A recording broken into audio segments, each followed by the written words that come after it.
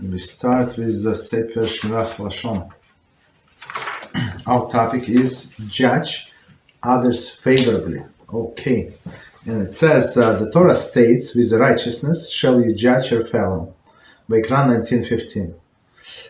Which our sages interpret as a commandment to give one's fellow the benefit of the doubt. Okay. It's Shavuos 30a.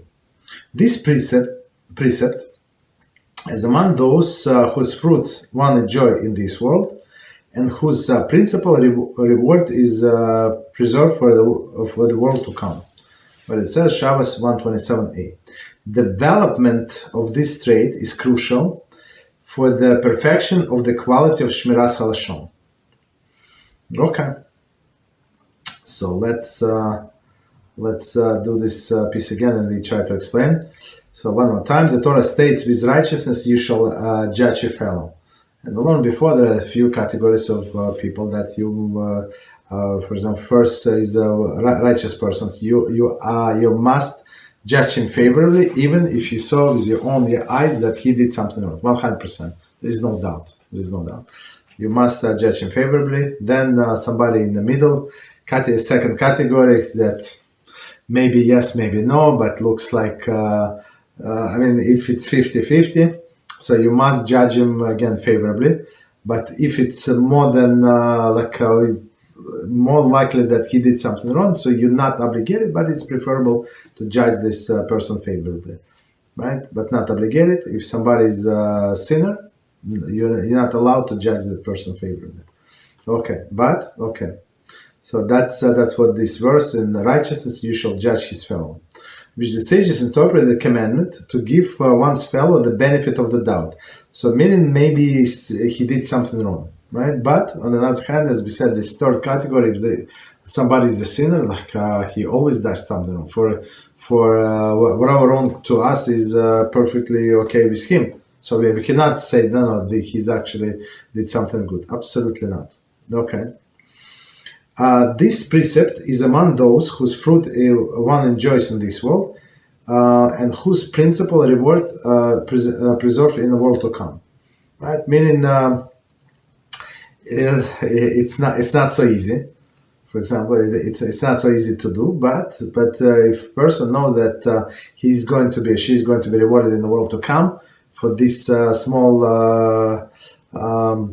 efforts, or whatever efforts, the more efforts we have, the more reward, of course, we have. So that's things becomes much more easier. So with no reward, when we know that it's not for free that we're being paid, it's always much more simple to do. Okay. Right. So, for example, somebody is self-employed and he has his own company. He does not count did I have lunch today? I did not have lunch. My lunch was 30 minutes or 45 minutes.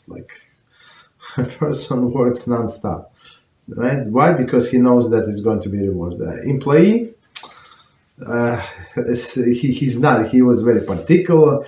I have a lunch 45 minutes. I want to take my lunch on time from 12 to 12:45. Don't tell me what to do. Don't bother me and stuff like that. Okay. Continue. Development of this trait is crucial for perfecting the quality of Shmiras Haloshon. Okay, no problem. Right? Right. So otherwise, people would speak non-stop. Okay. To give one's fellow the benefit of the doubt is to decide in one's mind that someone who is said to have committed misdeed did so either unwillingly or out of ignorance or correctly. There is the fact that sin has not been committed. Okay. When the report does not lend itself to any of the above interpretation, one should consider the possibility that speaker added or omitted details which completely alter the nature of the report. So that's a crucial paragraph. So let's do it again, and we're going to explain. To give one's fellow benefit of the doubt, so on a practice, what is to decide in one mind that someone who said that to have committed misdeed. So somebody is telling us this story. Somebody did something wrong. Okay. did so unwillingly, so that he did not want. It was somebody was pressing him. Well, whatever happened, right? Maybe he was depressed. Maybe this. Maybe that. That's not what he wanted. Okay. Next one, out of ignorance, meaning that person did not know. Maybe it's right. Maybe it's not so well known halacha. Maybe he thought that under these circumstances there is no problem. Maybe he did a million and a half things out of ignorance. Okay. So out of ignorance, it's not like in defiance of Hashem. Hashem said no, and he does it. So that's a different story. So out of ignorance. Okay. Next one, or correctly, or right, whatever he did correctly. There's the fact that that in fact a sin has not been committed, meaning that there's no sin. And sometimes, we published a clip some time ago. What's synagogue are not kosher? Okay, what minyan is not kosher. So, and several people, and I know some of them. I know because I'm constant communication. Right? That's how I know. I work on some of them to start doing things, right, or at least advance. Because from level, I don't know, 1.5 for the past 6 months or something, right? This guy, few of them said the message. But if there is no such a shul in my town.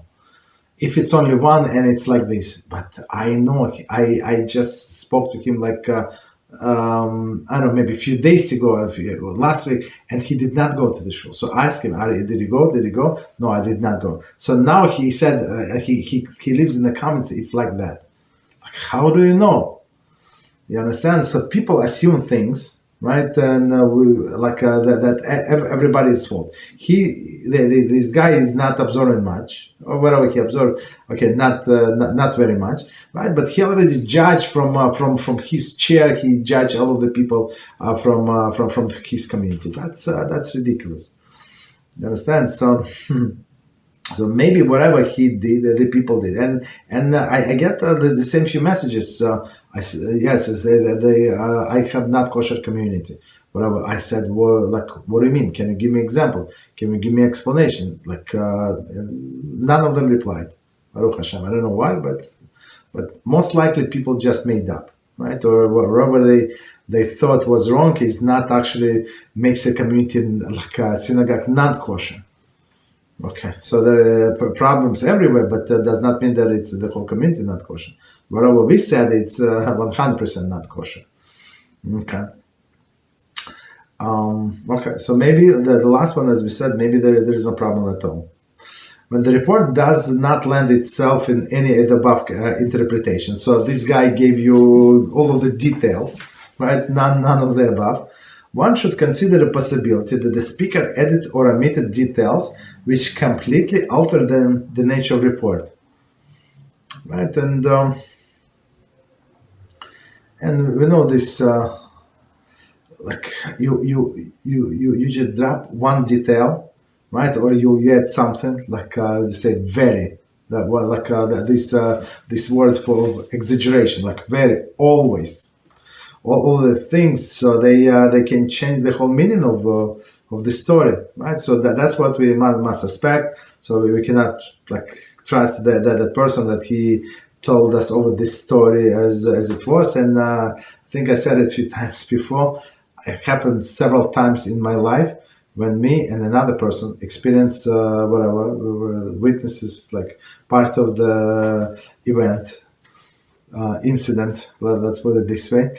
And we came back to join other people, and the person next that was with me was telling the story. I was shocked. A few times happened to me. It was not even close what happened.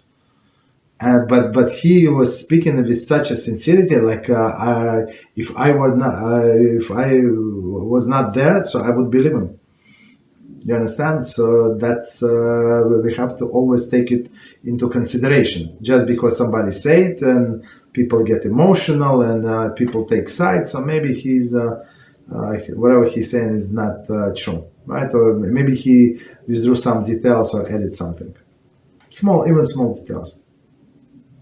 Continue. Judge others favorably is also to bear in mind that the teaching, do not judge yourself, do not judge your fellow until you have reached his place. It's from hours to 5, right? And our sages explain there until you reach his place, until you're in his shoes, right? There is expression until he is in his shoes. And it is impossible to be in his place and to be in his shoes. Just so we understand why. Well, because our sages explain it's not only this situation whatever happened, but it's what led to that situation from the day this a person was born, all of his upbringing, all of this, his surroundings, your surroundings, that parents, like education, everything that came into this situation. You understand? So in order to judge that person, you have to be exactly come through the same road, that everything is the same, which is, we understand, of course, impossible. Right, and only then you can judge. Meaning, don't be so judgmental, right? The more one accustoms himself to judge others favorably, the less he will transgress the sin of Lashon Hara. Again, we said, just to remind us, put everything in perspective. Sometimes they maybe not to remind us over and over, because they said a few times before, but it's only these two categories. Third category, absolutely not. It's only about Amisecha. Amisecha is a part of our nation. Somebody who crossed himself or herself from our nation, they're not part of it. So we can speak badly and negatively about them, but if it's not for constructive purpose, never do it. Why? Because our sages said you can get accustomed to do it. And it's only a matter of time, our sages said, when you start speaking bad about righteous people. Okay.